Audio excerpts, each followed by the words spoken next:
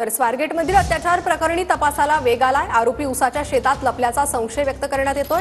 ड्रोनच्या माध्यमातून आरोपीचा तपास सुरू आहे। घटनेनंतर आरोपी बसनं त्याच्या घरी गेला होता अशी माहिती आहे। तर घरातून शर्ट बदलून आरोपी घराच्या बाहेर पडला। आरोपीला काल गावच्या आसपासच्या परिसरात देखील काहींनी पाहिल्याची माहिती आहे।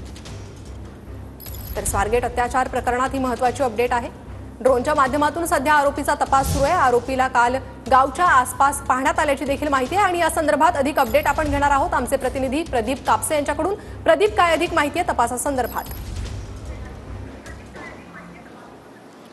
प्रणिता, अगदी बरोबर आहे। खरं तर या आरोपीच्या गावच्या परिसरामध्ये जवळपास पुणे पोलिसांची 8 पथकं जे आहेत त्या आरोपीचा शोध घेत आहेत। पुणे पोलिसांकडून जी माहिती मिळते ते म्हणजे आसपासच्या गावामध्ये हा आरोपी जो आहे तो असण्याची शक्यता आहे आणि उसाचं क्षेत्र जे आहे त्या गावच्या परिसरामध्ये आहे, त्यामुळे ड्रोनच्या माध्यमातून या आरोपीचा शोध जो आहे तो घेतला जातोय।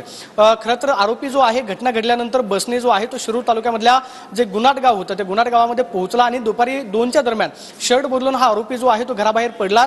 आसपासच्या गावातल्या परिसरातल्या लोकांनी जी माहिती दिलेली आहे तो म्हणजे परिसरामध्ये या आरोपीला शोधल्याची माहिती पुणे पोलिसांना खबरांमार्फत मिळते। त्यामुळे तो आरोपी जो आहे तो गावच्या आसपासच्या परिसरामध्ये असण्याची शक्यता आहे। त्यामुळे ड्रोनच्या माध्यमातूनच या आरोपीचा शोध जो आहे तो घेतला जातोय। या आरोपीवरती शिक्रापूर, पुणे त्याचबरोबर अहमदनगरच्या अनेक पोलीस स्टेशनमध्ये चोरी करणे, पाकिटमारीचे यासारखे गुन्हे जे आहेत ते नोंद आहेत। रेकॉर्डवरील हा गुन्हेगार आहे।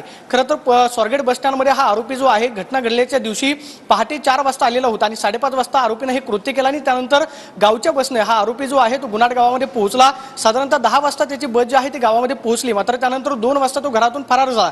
पुणे पोलिसांकडून या आरोपीचा शोध जो आहे तो सर्वतोपरी घेतला जातोय। ड्रोनच्या माध्यमातून ही टेक्निक जी आहे ती पुणे पोलिसांकडून वापरली जाते, कारण विरोधकांकडून टीका होते। त्यामुळे पुणे पोलिसांवरचा दबाव जो आहे तो वाढत चाललेला आहे।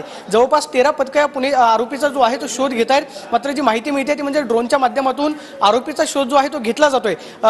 गृहराज्यमंत्री योगेश कर्मांनी आढावा घेतल्यानंतर सांगितलेलं आहे की कदाचित आज दिवसभरामध्ये आरोपीला जे आहे ते पुणे पोलिसांकडून अटक होऊ शकते। प्रदीप, तुमच्याकडनं घेत राहू। तुर्तास धन्यवाद या सविस्तर माहितीसाठी।